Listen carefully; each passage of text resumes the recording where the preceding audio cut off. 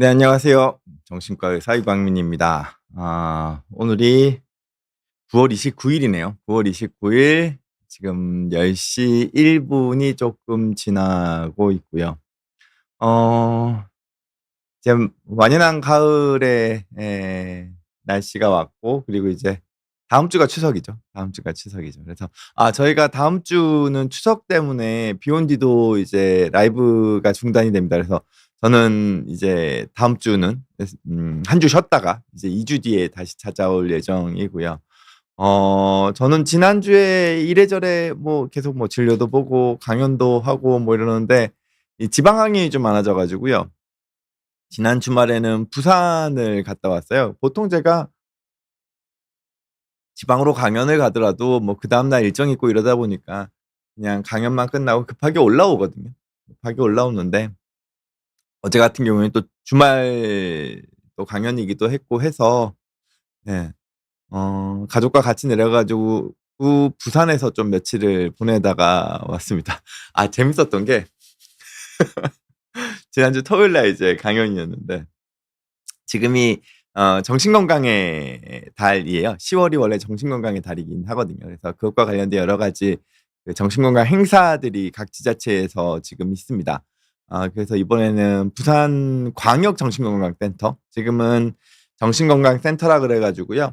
각 지자체마다 이제 그 지역 주민들을 위한 그 정신건강 상담이라든지 혹은 뭐 치료 연계라든지 뭐 예방이나 관리 같은 것들을 지금 하고 있거든요. 그래서 이제 그거를 각 구시마다 가지고 있는 게 이제 지역 정신건강 복지센터고요.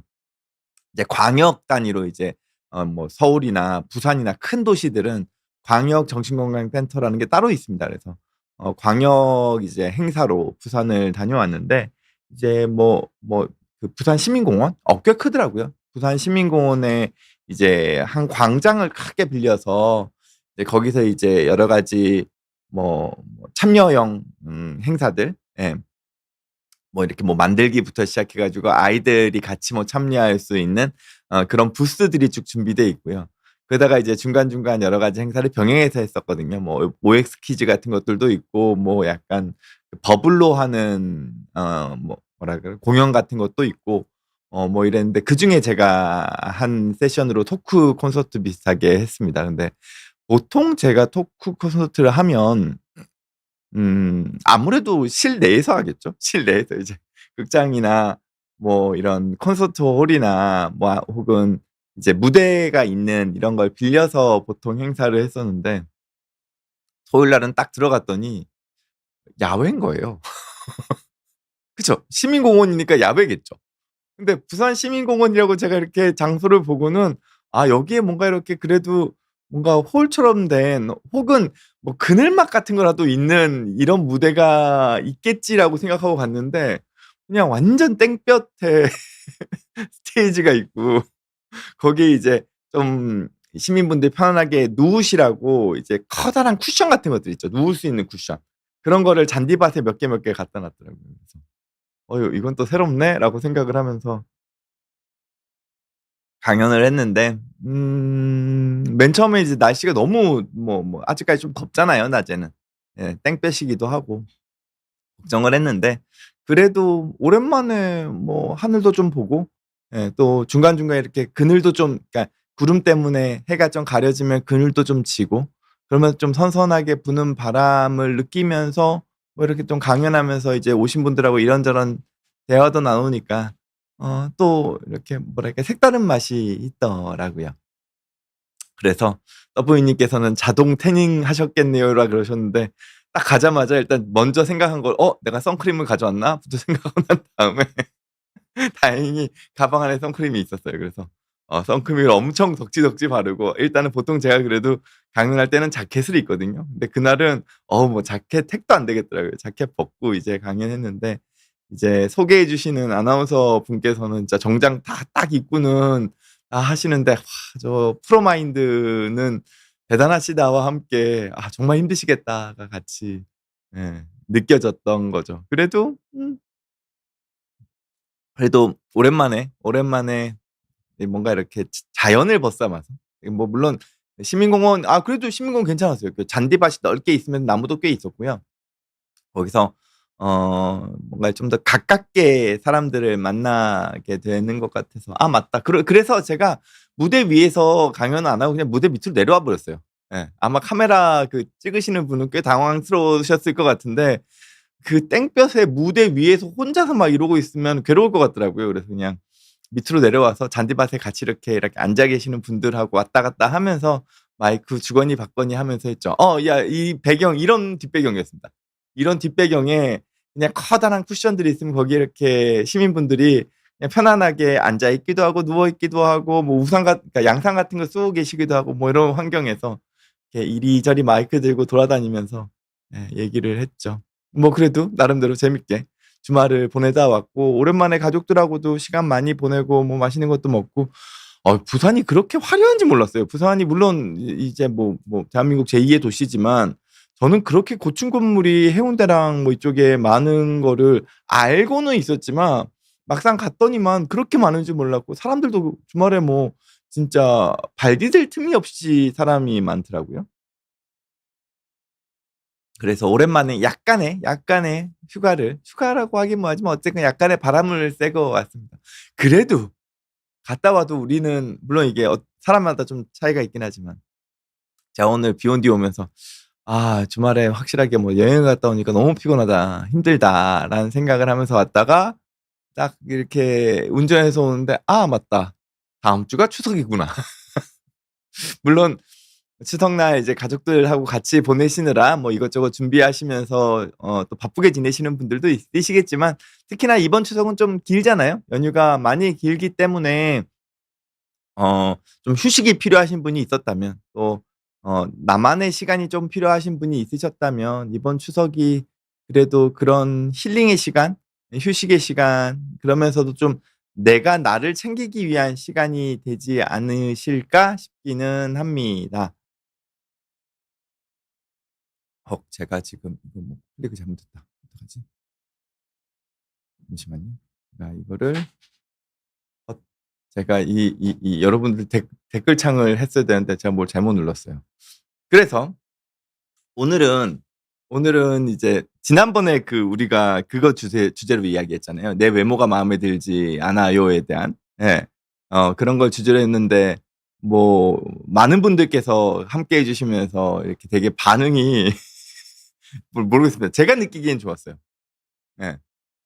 그래서 확실하게 뭔가 무거운 주제를 가져올 때보다는 뭔가 이렇게 누구나 공감할 만한 예 이렇게 좀 쪼끔은 라이트한 주제가 사랑방에는 오히려 맞나 보다. 저희가 약간 사랑방이잖아요. 그래서 오늘은 이제 사람들을 만나고는 있지만 뭔가 이렇게 마음에 공허함이 있는 뭐 저도 그런 걸 느낄 때가 있거든요. 그래서 그런 거에 대한 이야기를 쪼끔 나눠 보려고 합니다. 그러니까 뭐 일상생활 다 하고 있어요.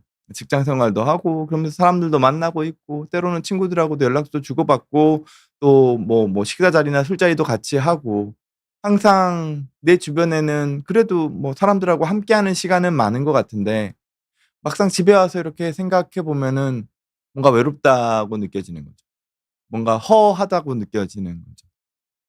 그런 거에 대한 이야기를 좀 서로 나눠 보면 어떨까 싶은 생각이고요. 여러분들 제가 지금 말씀드린 거에 대해서 공감하시는지 댓글로 남겨 주시면 좋을 것 같고요. 그리고 그렇게 내가 이렇게 사람들 만날 때 '나는 왜 이게 공허할까.'에 대해서 생각해 보니까 이런 것 때문인 것 같아요. 뭐 이유 같은 것들을 생각하신다면 남겨 주시고 또 우리가 그런 상황에서도 내가 좀 마음에 있는 공허함, 외로움을 극복할 수 있는 나름대로의 노하우가 있다면 같이 좀 공유해 주시면은 좋을 것 같다는 생각이 듭니다. 그래도 월요일 아침인데 아침 여러분들 인사 같이 나누면서 좀 시작해 봤으면 하고요. 맨 처음에 이상훈 님께서 가장 먼저 와서 댓글 남겨 주셨고요. 인사해 주셨고요. 어부유 님께서도 네 10시 정각에 "나와 주세요 원장님." 이렇게 말씀 남겨 주셨죠. 거의 시간 맞춰서 딱 왔죠? 그죠? 요즘은 제가 지각을 자주 하긴 했습니다만 지각은 안 하려고 노력을 많이 하고 있습니다. 많이 하고 있습니다. 그리고 이게 그런 게 있어요. 오히려 사람이란 게 되게 신기한 게요. 바빠지니까 이 지각을 더 안 하게 돼요. 이 사람의 여유와 관련된 것 같아요. 이 여유가 너무 있으면 '아 뭐 나도 여유 있는데 남들도 여유 있겠지.'고 제가 막 바빠지니까 '아 시간이란 게 이렇게 타이트하게 진행되는 거구나.'라는 거를 저 스스로 느껴서 그런지 시간을 더 지키려고 노력하게 되는 이런 게 좀 있습니다. 그래서 '아 이게 참 아이러니하다.' 오히려 바빠지면 더 뭐라 그럴까요? 이 시간 맞추기가 어려울 거라고 생각을 했는데 그게 아니라 바빠지면 오히려 시간을 짜임새 있게 보내게 되고 여유가 너무 많으면 여유도 뭐 적당히 해야죠. 여유가 너무 많으면 그냥 뭐 좋은 게 좋은 거지 뭐 그냥 뭐 있으면 좀 늦게 시작하면 기다려 주시겠지 뭐 그러면은 뭐 그래도 하면 그게 의미가 있는 거지 뭐 이렇게 좀 이렇게 너무 느슨해지는 이런 것도 좀 있지 않나 이런 생각을 좀 해 보게 되네요. 뭐 여러분들 댓글에다가 뭐 오늘 주제 아니고 다른 거라도 뭐 편하게 궁금증 혹은 뭐 정신과적인 질문이 있으시면 남겨 주시면요. 제가 또 답변 드리도록 하겠습니다. 산넘어 님께서도 "안녕하세요. 선생님 반갑습니다." 인사해 주셨고요. 오용돈 님께서도 저와 김준원 감독님 그리고 김칭아 PD님께 인사를 남겨 주셨습니다. 그러면서 "배경 화면과 원장님 아주 잘 어울리세요." 감사합니다. 뭔가 이렇게 지난주 토요일 날 강연의 느낌이 나긴 하지만 비욘디 스튜디오는 그 땡볕이 아니기 때문에 상당히 쾌적한 환경에서 이 커피도 마시면서 여러분들과 사랑방을 나눌 수 있는 거죠. 와 토요일 날 정말 웃겼던 게 완전 땡볕이잖아요.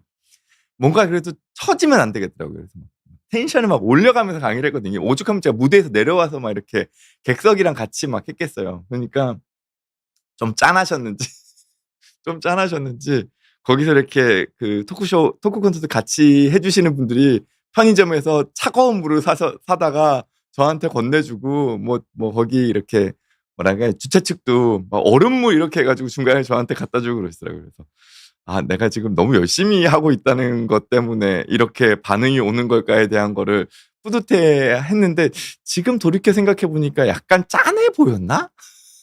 너무 땡볕에 고생해서?' 약간 이런 생각도 들긴 하네요. 그래도 뭐 되게 좋은 시간이었습니다. 러브이님께서는 "요즘 부산이 뜨고 있다고 외국 관광객들도 부산에 많이 찾는다고 하더라고요."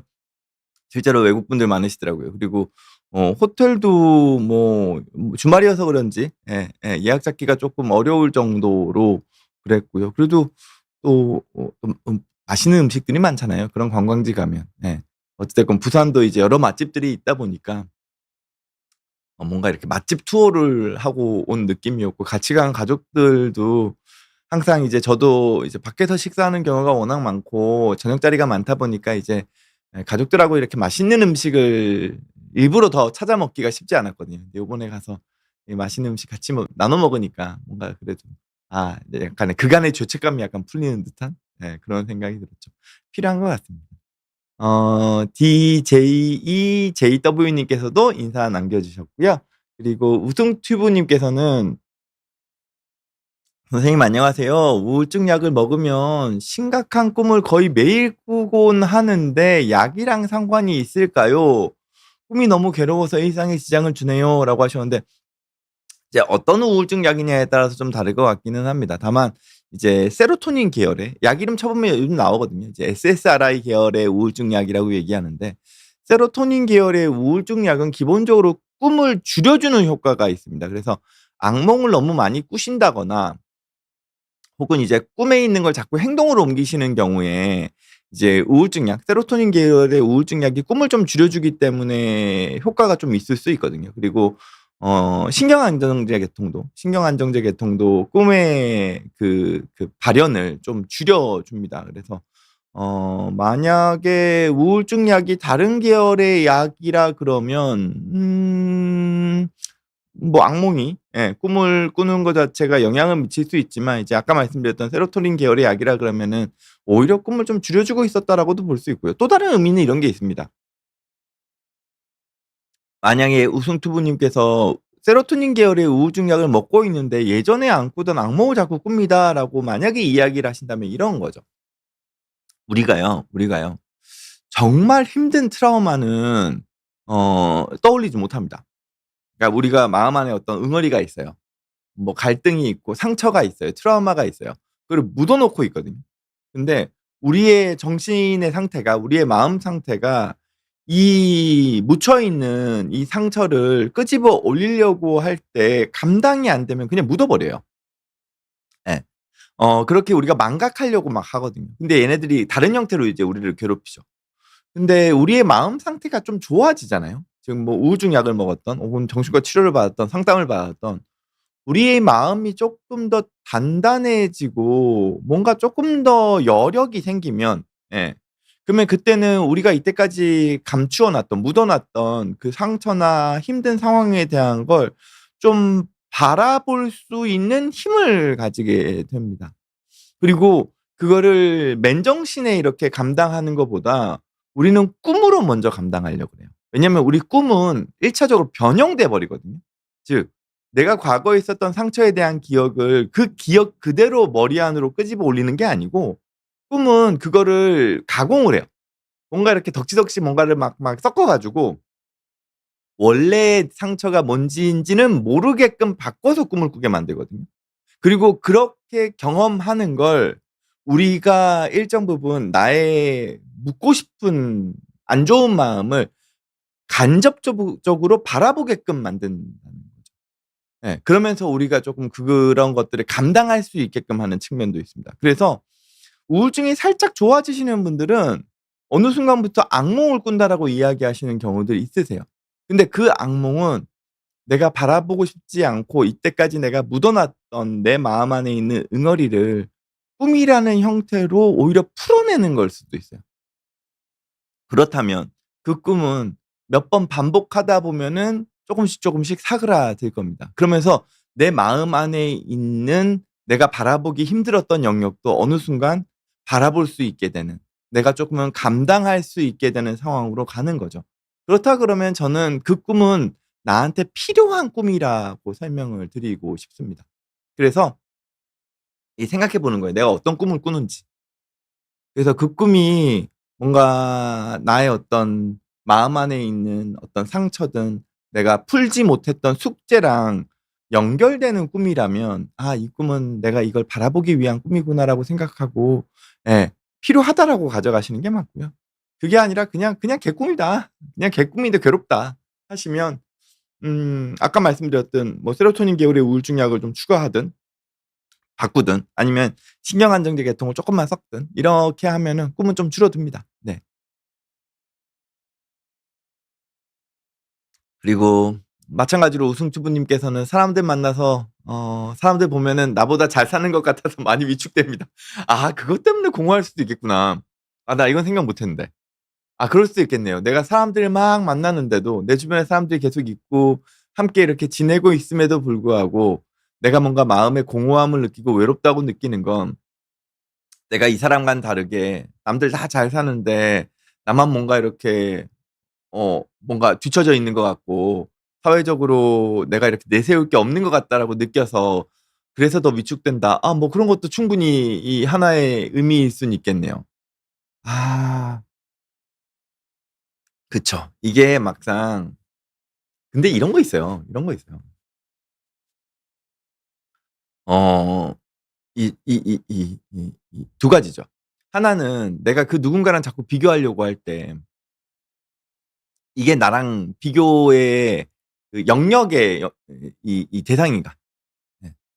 이게 막상 나랑 비교의 대상이라고 할 때는 예를 들어서 나랑 비슷한 직급에 있는 나의 동료는 비교의 대상일 수 있죠.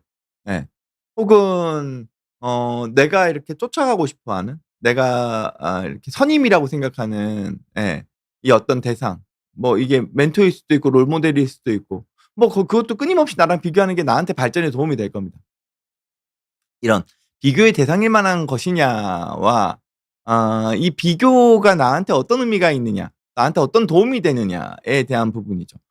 나한테 도움이 되는 비교라고면 해야죠. 근데 이제 그게 나로 하여금 오히려 위축되게 만들고 나로 하여금 오히려 주눅들게 만들고 나로 하여금 뭔가 이렇게 열심히 살아가려고 하는 동력을 뺏어가는 비교라 그러면은 저는 그 비교는 피하는 게 맞다고 생각을 합니다. 왜냐하면 우리가 비교하자 그러면 한도 끝도 없어요.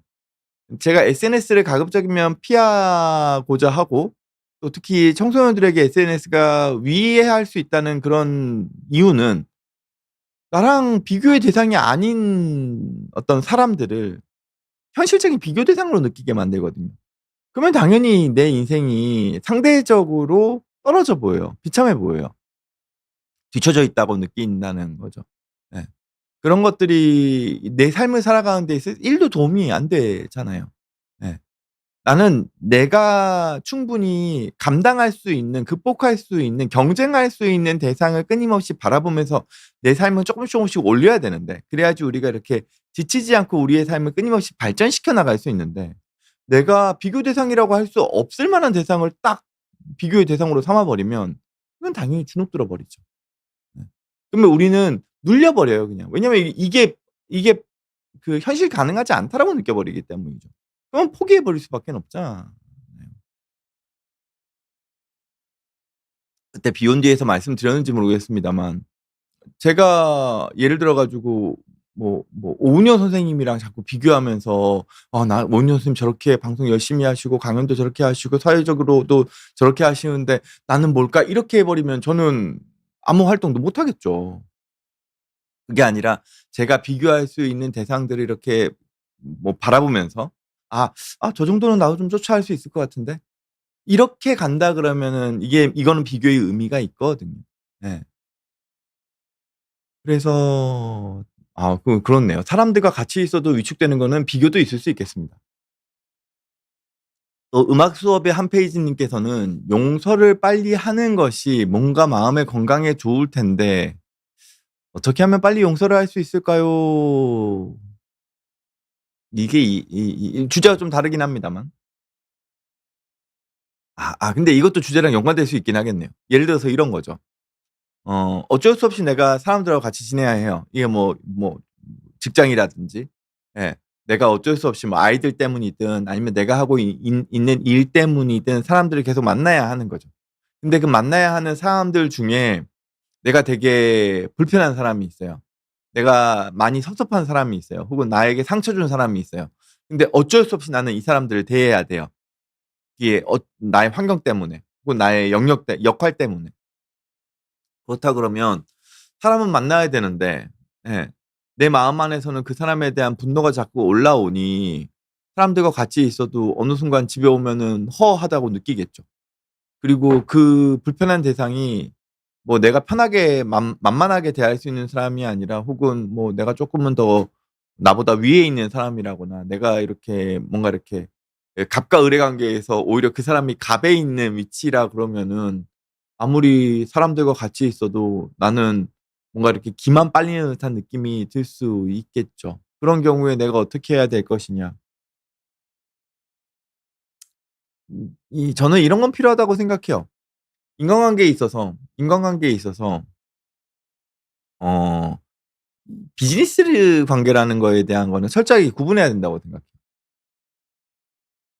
일적인 관계는 나의 대인 관계의 영역에서 이거는 비즈니스예요. 일적인 관계라고 그랬으니까 이건 어디까지나 일이에요. 나의 공허함을 달랠 수 있고 내가 사람들과 함께하면서 뭔가 공동체 의식을 가지면서 내가 일종의 마음의 에너지를 그래도 사람들을 통해서 얻을 수 있는 그런 관계가 아니라 이건 철저하게 일에 종속된 관계인 거죠. 그렇다 그러면 그 관계는 내가 에너지를 써야 하는 관계지 그 관계를 통해서 내가 어떤 마음의 위안이나 혹은 에너지를 얻을 수 있는 관계는 절대로 아니라는 뜻이에요. 이게 가끔은 이제 어떤 영역이냐면은 이 딜레마인데요. 딜레마인데 어쩔 수 없는 술자리를 막 가져야 돼요. 일적인 관계예요. 불편한 사람들도 있어요. 근데 거기서 나는 열심히 이 상대방을 맞춰가면서 내가 하고 있는 사회적인 역할 때문에 막 이렇게 흥겹게 막 해야 돼요. 예. 그러고 난 다음에 집에 오죠. 집에 오면은 집에 오는 길에서부터 나는 약간의 그 현타가 와요. 예. '아 나는 왜 이렇게 이 근무 시간이 아닌 시간에도 이렇게 기가 빨리면서 그 무언가의 역할을 하면서 나 스스로를 축내야 하는 걸까?' 예. 그리고 집에 딱 들어왔는데 이제 예를 들어서 아내가 뭐 "놀다 왔다." 뭐 이러면 뭐지 이거?' 약간 이렇게 될 수 있겠죠. 근데 이건 어디까지나 일의 영역으로 보는 게 맞아요. 그리고 일적인 영역에서는 갑과 을이라는 건 당연한 거예요. 당연하죠. 일이잖아요. 우리가 이 갑과 을이라는 거 어디서 써요? 계약서에서 쓰는 거 아니에요. 계약서는 어떨 때 써요? 일에서 쓰죠. 비즈니스 관계에서 쓰죠. 그래서 만약에 내가 일적인 관계에서 어쩔 수 없이 용서하기 힘든 그 어떤 대상이 있는데 이 사람이 나랑 일적인 관계로 묶여 있다면 이건 그냥 일 때문에 어쩔 수 없이 써야 하는 에너지예요. 내가 감당해야 될 일의 영역이에요. 일이 항상 즐거울 수만은 없잖아요. 일이 항상 나에게 뭔가 보람만 가져다 주는 건 아니잖아요. 일이 때로는 힘겹지만 해야 되는 상황들이 있잖아요. 그러면 이 사람은 '아 그냥 일의 영역이다.'라고 가져가는 거죠. 그런데 만약 일적인 영역이 아니에요. 근데 내가 이 사람이 너무 불편해요. 그리고 용서하기가 힘들어요. 예. 근데 일적인 영역은 아니에요. 그렇다면 저는 그거는 그냥 자연스럽게 거리를 두는 게 가장 낫다고 생각을 합니다. 사람은 내 마음대로 안 돼요. 사람은 내 마음대로 끌려오지 않아요. 근데 그 사람이 기본적으로 내가 용서하기가 힘들다는 건 그 사람의 삶의 자세나 나를 대하는 태도가 나에게 반해 있다라는 거잖아요. 그렇다고 하면 애초에 기대 안 하는 게 맞아요. 거기서 '이 사람을 내가 용서해야 되고 이 사람이 바뀌지 않을까?' 예. 기대하는 건 오히려 내가 상처받기 쉽죠. 그렇다면 저는 일적인 관계가 아니라 그냥 가벼운 인간관계, 우리가 친근한 인간관계에서의 어떤 상황이라면 상대방이 뭐 모르죠. 시간이 지난 다음에 뭐 여러 가지 경험을 하고 난 다음에 '아 내가 이때는 이분한테 되게 잘못했었구나.'라는 걸 깨달을지 몰라요. 근데 뭐 그때까지 내가 그냥 거리를 두는 거죠, 나를 지키기 위해서. 오히려 내가 이 사람이랑 관계를 안 맺는 게 내 마음이 편해요. 왜냐면 자꾸 보면 볼수록 내 마음에 응어리가 올라올 거거든요. 그쵸. 그러니까 우승투부님께서는 "용서는 할 수 있는 건 용서할 수 있는 건지요? 전 모르겠어요. 못할 것 같아요."라고 하셨는데 쉽지 않아요. 네. 왜냐하면 그 용서라는 건 내가 일정 부분 이 용서라는 것 자체가 그렇잖아요.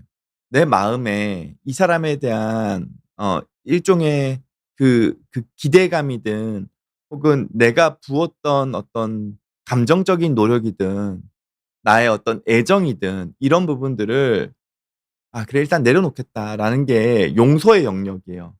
네. 내가 상대방으로부터 입은 피해나 상처를 내가 그냥 '감수하겠다.'라는 게 용서거든요. 근데 그 '감수한다.'라는 건 일정 부분의 손실과 손해와 상처를 내가 잊어버리겠다라는 거잖아요. 그게 쉽겠어요? 당연히 어렵죠. 당연히 어려워요. 저도 어려워요. 네. 그럴 것 같으면 나는 추가적으로 내 마음이 상처 입는 건 피하겠다라고 하면서 거리를 둬 버리는 거죠. 그게 일적으로 꼭 묶여 있는 관계가 아니라면. 음. HK 그린로즈 제이님께서는 제가 요즘 거의 정시에 시작하신다고 칭찬을 해 주신 거죠. "맞아요. 요즘 거의 정시 시작 신기하긴 했어요." 이렇게 이야기해 주셨네요. 예 앞으로도 열심히 노력하겠습니다. 네.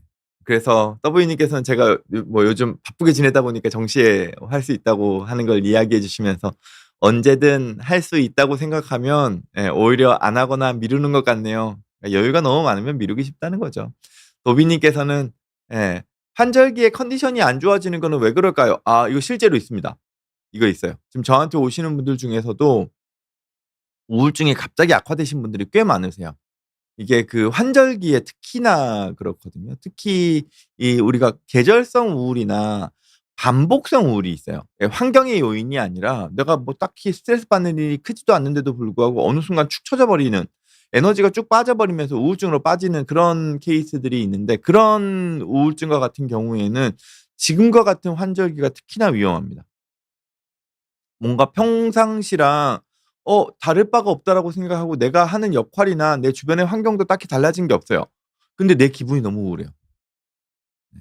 이건 뭐랑 유사하냐면 이 계절성 우울이 뭐랑 비슷하냐면 이제 산후 우울증이랑도 비슷하거든요. 산후 우울증이 실제로 PMS랑도 좀 유사할 수 있습니다.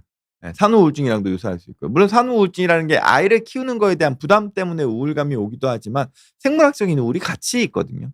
근데 이 계절성 우울도 일정 부분 생물학적 우울에 해당돼요. 그러다 보니까 이 생물학적 우울은 시간이 지나면 좋아집니다. 예.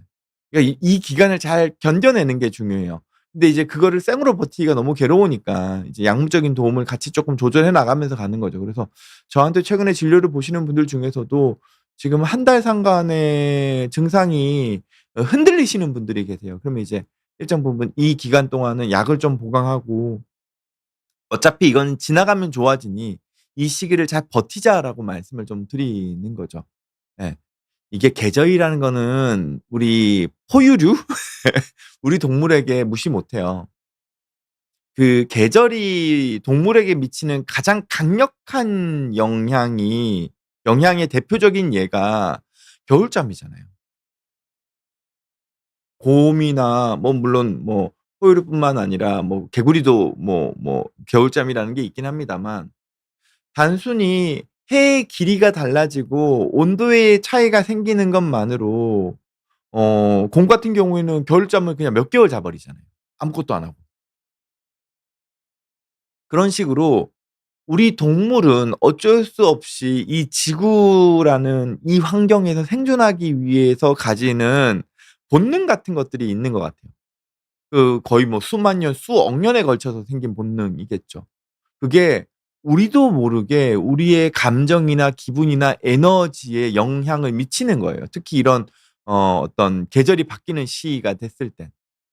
그래서 그때는 내가 다소 우울감이 극단으로 치닫는다 하더라도 우울감이 되게 심해진다 하더라도 '아 이거는 일종의 자연적으로 생기는 어떤 반응들이고 이거는 시간이 지나면 결국에는 다시금 좋아지는 거구나.'라는 거를 나 스스로 생각할 필요는 있어요. 네. 곰도 그렇지 않겠어요? 어느 날 갑자기 내가 몇 개월 동안 아무것도 못하고 동굴 속에 처박혀 있어야 돼요. 그거를 맨 처음에 감당을 한다고 생각했을 때 이거는 상당 부분 화들짝 놀랄 만한 일이죠. '정말 이거 뭐 무슨 큰일이 생겼나 내 몸에?' 이렇게 생각하지 않을까요? 근데 그게 몇 번 반복하다 보면 '내가 이 시기에는 겨울잠이라는 걸 자야 되는구나.' 그러면은 그 겨울잠을 자기 전에 가급적이면 '내가 살을 찌워 놔야겠어. 뭔가 준비를 해 놔야겠어. 그렇게 하고 난 다음에 겨울잠을 자러 들어가야지.'라는 게 쪼끔 익숙해질 수 있는 것처럼 우리도 계절이 변할 때마다 감정의 기복이 있는 사람들이라면 '내가 이 시기에는 쪼끔 예민해져. 내가 이 시기엔 좀 우울해져.' 라는 거에 대한 거를 사전에 대비하면서 그런 상황이 왔다 하더라도 스스로 놀라지 않고 '내가 요 기간만 지나고 나면 또 좋아져.'라고 버텨낼 수 있는 마음 자세도 중요할 것 같다는 생각은 좀 들어요. 풀코님께서는 50 대예요. 중고등학교 때부터 오랜 친구 몇과 요즘 자꾸 대화와 소통이 어긋남을 느껴서 만나고 나면 마음이 씁쓸하고 복잡해집니다. 그죠. 저도 그런 거 느끼거든요. 예전엔 되게 가까웠던 친구고 항상 이렇게 속에 있는 이야기까지 다 할 수 있었던 사람들인데 어느 순간 만났는데 대화가 이렇게 쪼끔 이렇게 어긋나는 게 느껴지는 거예요. 서로의 관심사도 달라졌다라는 게 느껴지는 거예요. 근데 이게 어쩔 수 없다라고 생각은 해요. 우리가 너무 이 다이나믹한 세상을 살고 있어요. 예전에는 우리가 쉽게 모든 것들이 다 공유됐거든요. 하다못해 이런 거죠. 과거에는 요즘 TV에서 유행하는 프로그램이 다 비슷했어요. 인기 있는 프로를 거의 다 봤어요, 사람들이. 시청률이 전 국민 시청률이 40% 많은 경우에 60% 까지 나왔잖아요. 예. 스포츠 경기 같은 경우에는 더 많은 퍼센티지가 나왔죠. 올림픽 경기, 월드컵 사람들 다 같이 봤잖아요. 근데 요즘은 그렇지 않죠. 예. 잘 나가는 TV 프로그램 중에서 시청률 높게 나온다는 프로그램이 예능 같은 경우에도 10%를 넘기가 쉽지 않고 드라마 같은 경우에도 15%를 넘기기가 쉽지가 않잖아요. 지금 무슨 얘기냐 하면 예전에는 우리가 공유할 수 있는 것들이 대부분 이렇게 같이 가져갈 수 있었어요. 그러니까 쉽게 사람들 사이의 소통도 수월했거든요. 특히 내가 평소에 자주 만나던 사람이라면. 근데 요즘은 자주 만나는 사람이라 하더라도 서로서로의 관심사가 어느 순간 다 달라져 버렸어요. 그러다 보니까 쪼끔만 시간의 격차가 있어도 혹은 쪼끔만 내가 바라보고 있는 삶의 영역이 달라져도 공유되는 부분들이 떨어져 나가는 거죠. 그러다 보니까 예전에 가까웠던 사람들도 어느 순간 '어 좀 다르네.'라고 느껴질 수 있는 게 그런 거라고 생각을 해요. 근데 그런 부분에서 우리가 다르네라는 거에 너무 초점을 맞춰져 버리면 음 인간관계가 힘들어져요. 저는 오히려 그냥 쪼끔씩 '다른 게 당연하다.'라고 생각을 하는 게 맞다라고 생각한다는 거죠. 우리가 예전보다 관심사가 다를 수밖에 없고 그리고 나도 너무 다양한 것들에 신경을 쓰고 있고 얘도 그럴 테니 '아 내가 기대하는 것만큼 얘가 나를 이해하지 못하는 게 당연하겠구나. 그리고 내가 이 친구를 이해하지 못하는 게 당연하겠구나.'라고 그거를 약간 과거에 다르다는 영역을 우리가 쪼끔 낯설게 느꼈다면 인제는 그 다르다는 영역을 '아 기본값으로 생각해야 된다.'라고 생각해요. 그걸 바탕으로 사람들을 대하려고 할 때 우리가 가지고 있는 기대치가 살짝 줄어요. 또 한편으로는 이런 거죠. 사람과 사람 간의 거리예요. 예전에는 우리가 공유되는 게 많았기 때문에 사람과 사람과의 거리를 되게 가깝게 가져가는 것들이 우리가 익숙했어요. 네. 그리고 뭐 그런 거 있잖아요. 옆집 이제 숟가락 뭐 개수까지 알 정도로. 근데 인제는 '아 이게 다를 수 있구나.'를 생각하면은 살짝 사람과 사람 사이의 거리를 살짝 두는 거죠. 거기서 관계를 맺어 가려고 할 때 우리는 이렇게 부딪히는 게 좀 줄어요. 어떤 사람들은 너무 가깝게 다가오려고 하는 사람도 있을진 모르죠. 근데 현대 사회는 그 거리가 쪼금씩 멀어지는 걸 느껴가거든요. 아까 전에 말씀드렸던 여러 가지 미디어나 우리가 가지고 있는 관심사의 변화도 마찬가지고요. 특히 코로나라는 영향도 뭐 일정 부분 영향을 미쳤겠죠. 그렇게 생각을 하면 아 소통이 어긋난다는 것 자체가 우리가 씁쓸하게 가져갈 게 아니라 그냥 '이게 그냥 자연스러운 거구나. 그냥 이 상황에서 소통할 수 있는 방법을 만들어 나가는 게 필요하겠다.'라는 생각들을 한다는 겁니다. 또 이렇게 이야기하다 보니까 제가 굳이 이야기하지 않아도 여러분들께서 주시는 이야기들로 우리가 또 이야기들을 채워 나갈 수 있는 거죠. 네. 의왕님께서는 정말 안 써본 약이 없을 정도로 다양한 항우울제를 다 먹어 봐도 우울증에 대한 효과가 제한적입니다. 이게 흔히 말하는 난치성인가요? 주 5회 TMS를 하면 좋아질 수 있나요? 라고 하셨는데 TMS가 뭐냐면은 이제 이 자기장이죠. 마그네틱으로 이제 우리 이 이 이 두개골 위쪽으로 예 자기장을 쐬어서 우리 안쪽에 있는 뇌를 일정 부분 자극하는 치료거든요. 자 근데 우리가 좀 생각해 봅시다. 예. 정말 이 의료에 대한 걸 생각해 봅시다. 좀 이렇게 거대 담론으로 가서 좀 죄송하긴 한데 그게 오히려 설명하기가 나을 것 같아서요. 우리가 어 그 주류 의학이라고 얘기하는 예 주류 의학의 기본 개념은 충분히 그 치료에 대한 효과가 입증돼 있는 영역입니다. 이건 통계학적으로. 네. 어 예를 들어서 몇만 명, 몇십만 명을 치료했을 때 적어도 몇 퍼센트 이상에서 이 치료의 효과가 나타났고 그 부작용이 그 치료의 효용소보다는 월등히 떨어진다. 부작용은 적되 효과는 뚜렷하다라는 게 수십만 명, 수백만 명, 수천 명, 몇억 명 데이터가 계속 쌓이니까요.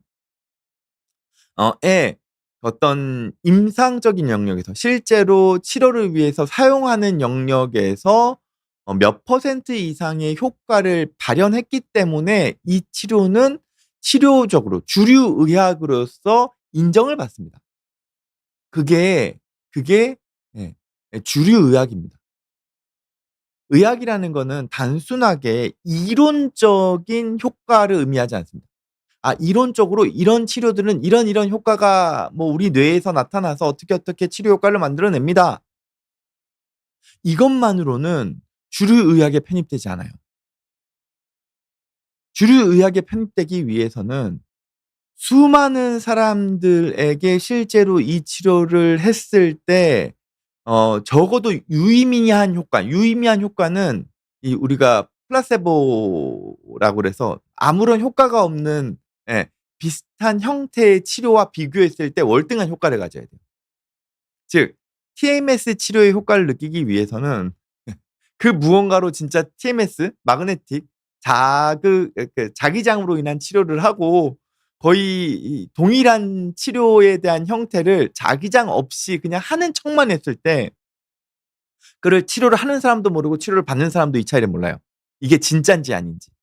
그걸 했을 때 진짜 자기장 치료를 받은 사람들이 월등한 효과를 가진다라는 게 통계학적으로 충분히 입증돼야 돼요.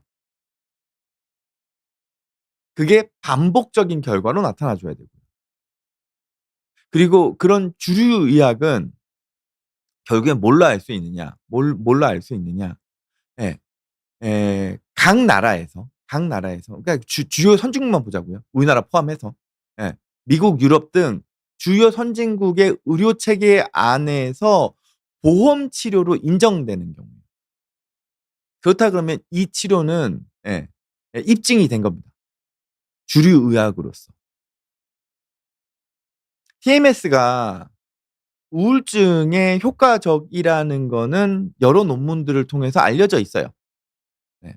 그리고 이론적으로도 TMS가 어떤 형태로 우리 뇌에서 효과를 발휘하고 있구나 역시도, 이론적으로 언급되고 있습니다. 하지만 TMS는 아직까지 보험이 안 되죠. 그러면은 아직까지 완전 주류의학에 편입되기에는 그러기에는 그 효과적인 측면과 부작용의 측면이 충분치는 않다라는 의미예요. 그렇다 그러면 저는 이 TMS 치료가 효과가 없다는 게 아닙니다. 예.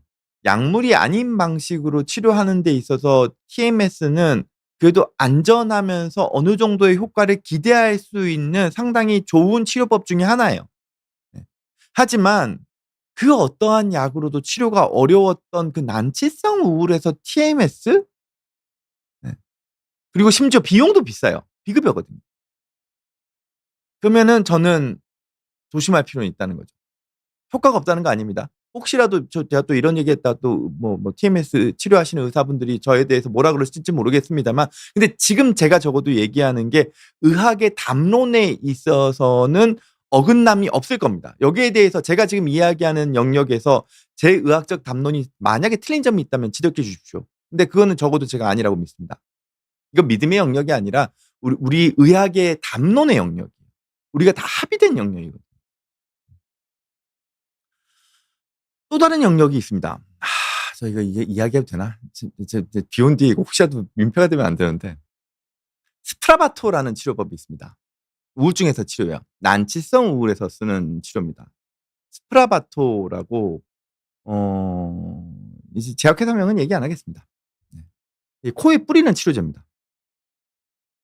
에스케타민이라는 이제 케타민의 변형체로 소위 말해서 케타민이 가지고 있는 중독성이나 이런 부분들에 대한 부작용이나 이런 부분들을 상당히 조금 완화시켜 놓은, 케타민의 이 이성질체?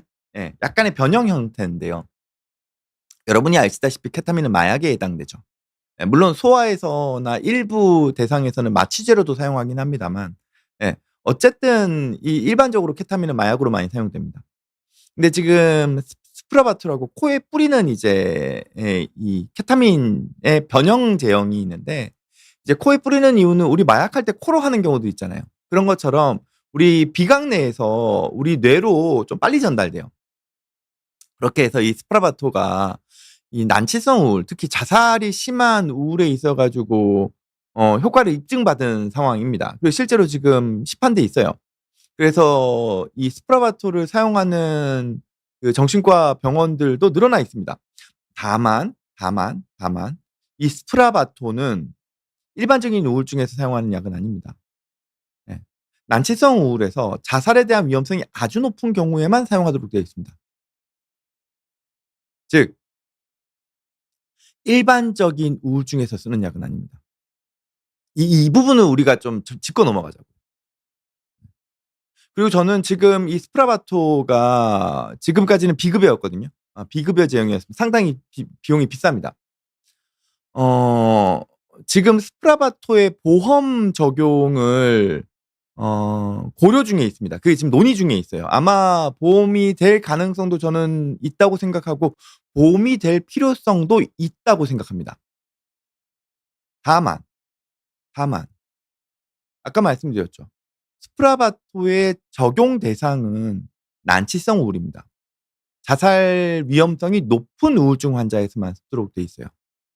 그렇다 그러면 저는 이 스프라바토가 보험 적용이 되는 데 있어서 적어도 1차 의료기관에서 스프라바토의 보험 적용은 위험할 거라고 생각합니다.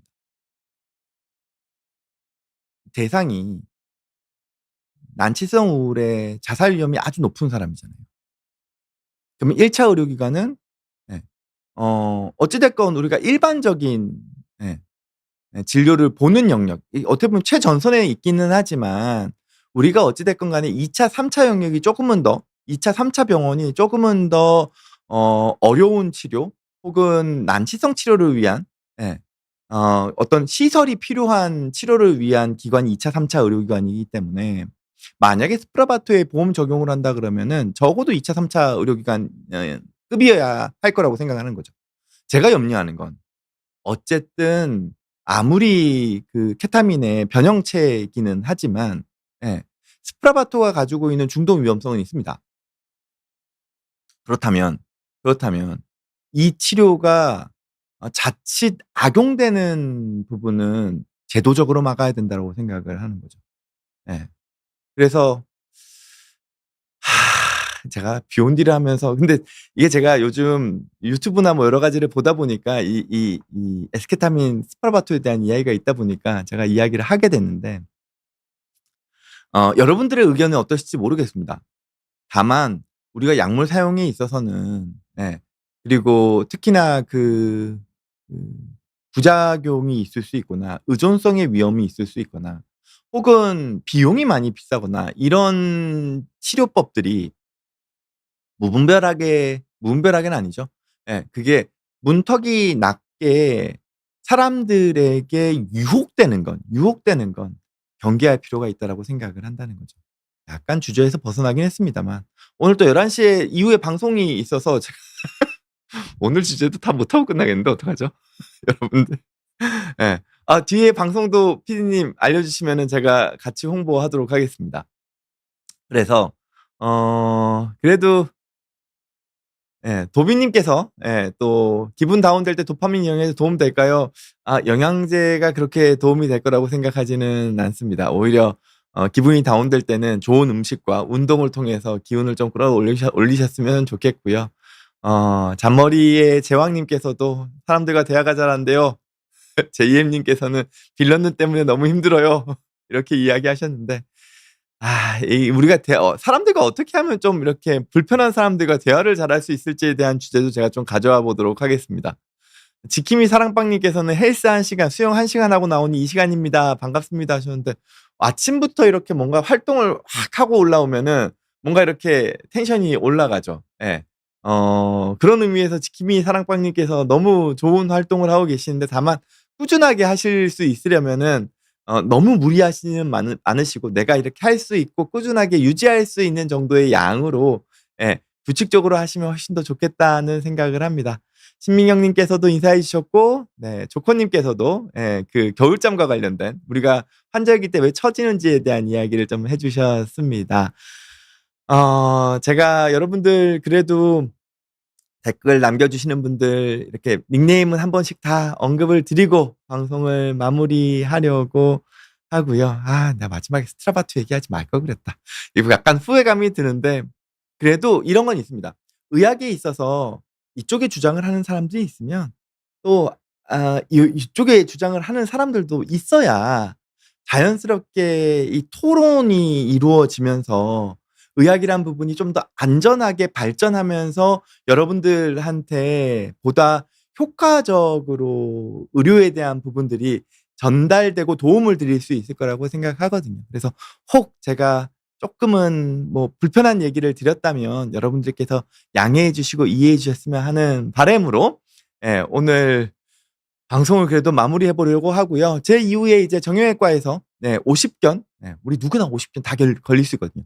50견을 예방하고 또 좀 뭐 좀 관리할 수 있는 법에 대해서 말씀드리려고 하니까 또 다음 방송도 또 좀 기대해 주시면은 좋겠다는 말씀을 드리면서 초콜릿 망고님께서는 "끝나는 시간들 아쉬워요. 추석 연휴 라이브 다음 주는 쉬시죠?" 하셨는데 다음 주에는 추석 연휴 라이브라 그러니까 추석 연휴라 라이브가 쉽니다. 그래서 저는 2주 뒤에 또 여러분들한테 또 좀 이렇게 좀 편안하게 이야기할 수 있는 주제로 찾아오도록 하겠습니다. 예. 지금까지 정신과 의사 이광민이었고요. 저는 2주 뒤에 다시 찾아오겠습니다. 모두들 풍성한 한가위 보내시고 마음 가득 행복 가득한 한 주 또 뭐 2 주죠. 2주 보내시기를 바라겠습니다. 2주 뒤에 다시 오겠습니다. 감사합니다.